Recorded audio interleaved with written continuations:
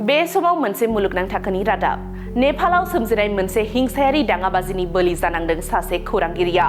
थांनाय शुक्रबाराव नेपालाव राजानि खुंथायनि मददाव जानाय हिंसायारि होंगो दोंगोआव सासे खौरांगिरिखौ गोथाङै सावदों होननानै सुलुंनिफ्राय मिथिनो मोन्दों। नेपाल हादराव राजानि खुंथाय गायसनफिननो थाखाय हानजा सुनाय दिन्थिफुंनायफोरा टेकुआव मोनसे न'खौ बुफाय बुसि खालामनानै अर सावनानै होदोंमोन, जेराव बे हेंथा दिन्थिफुंनायखौ काभार खालामगासिनो दंमोन सुरेश रजक मुंनि सासे केमेरामेनआ। जायगायारि खौरां बिजोंनि रिपर्टफोरनि बादिब्ला एवेन्यूज टीवीनि केमेरामेन सुरेश रजकखौ नेपालनि राजथावनिनि थिनखुने ओनसोलाव राजानि खुंथाय मददगिरिफोरनि मोनसे हिंसायारि होंगो दोंगोआव गोथाङैनो सावना होदोंमोन। नेपाल पुलिसनि बुंथिगिरि दिनेश कुमार आचार्यआ बुंदों दि हेंथा दिन्थिफुंनायखौ काभार खालामग्रा सुरेश रजकआ खारखोमानो हायाखैमोन जेब्ला बिल्डिंआव अर नांदोंमोन। उनाव बिथांनि गोथै सह'खौ खामनाय दाथायनि 4थि थालानिफ्राय बोखांनाय जादोंमोन। फेडारेशन अफ नेपाली जार्नालिस्टआ बे जाथायखौ सोंखारिदों आरो राजानि खुंथायनि मददगिरि दिन्थिफुंनाय समाव मिडिया हाउसफोराव गाग्लोबनायनि सायाव गोथौ दुखु फोरमायदों। बे जाथायखौ लानानै काठमान्डुनि खौरांगिरिफोरा राधाकृष्ण चौकआव मोनसे दुखु फोरमायनाय मेल खुङो, जेराव दायनिगिरिफोरनि बेरेखायै आयेनारि राहा लानाय आरो मिडिया प्रफेशनेलफोरनि थाखाय रैखाथिनि राहाफोरखौ बांहोनो दाबि दैखांदों।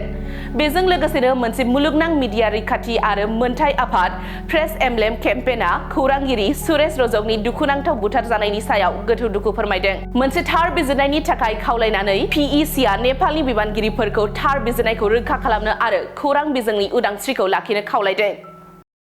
थाखो 5 आरो मेट्रिक आनजाद उथ्रिसार जागोन फरायसाफोरनि थाखाय गोजोनथाव रादाब। गोनांथि आरो मोजां खाबुफोरखौ लानानै गुन गोनां सोलोंथाइ होनो नोंथांमोनखौ नेनानै दङ बड'लेण्ड स्टार एकाडेमि क'क्राझारआ। 2024 इं मायथाइयाव क'क्राझार थिथागुरि समबाय मावख'नि साखाथियाव गोदानै गायसनजानाय बड'लेण्ड स्टार एकाडेमि क'क्राझाराव 2025-2026 सोलोंथाइ बोसोरनि गोदानै मुं थिसननाया सोलिगासिनो दङ। बड'लेण्ड स्टार एकाडेमियाव 6 थाखोनिफ्राय 9 थाखोसिमनि फरायसाफोरा बर' बिजोङाव आरो 11 थाखोनिफ्राय 12 थाखोसिमनि फरायसाफोरा बर' बिजों आरो इंराजि बिजोङाव मुं थिसननो हागोन। बेनि थाखाय आर'ज बिलाइ आरो फान्डुलिपि बिलाइगासिनो दङ। 11 थाखोनिफ्राय 12 थाखोसिमनि फरायसाफोरनि थाखाय आखा-फाखा आरो रोंगौथि गोनां फोरोंगिरिफोरखौ लानानै साइन्स, कमार्स एन्ड आर्टस मोनथाम स्ट्रिमनि सायाव फरायसाफोरखौ गुन गोनां सोलोंथाइ होनानै बायदि बिथिंजों सोरगिदिं जौगाखांनाय लाबोनो साखाफारा क'क्राझारनि थिथागुरियाव थानाय बड'लेण्ड स्टार एकाडेमिया।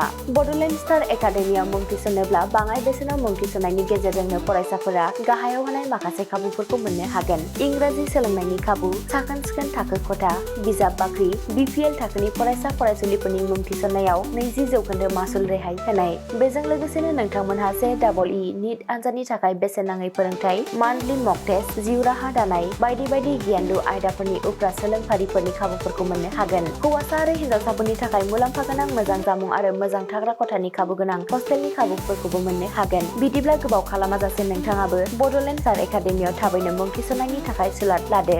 आबुङै मिथिनो थाखाय जानबुं अनजिमा 6000349997 एबा 7638008149 एबा 6003494371 आव फोनांजाब खालामदो।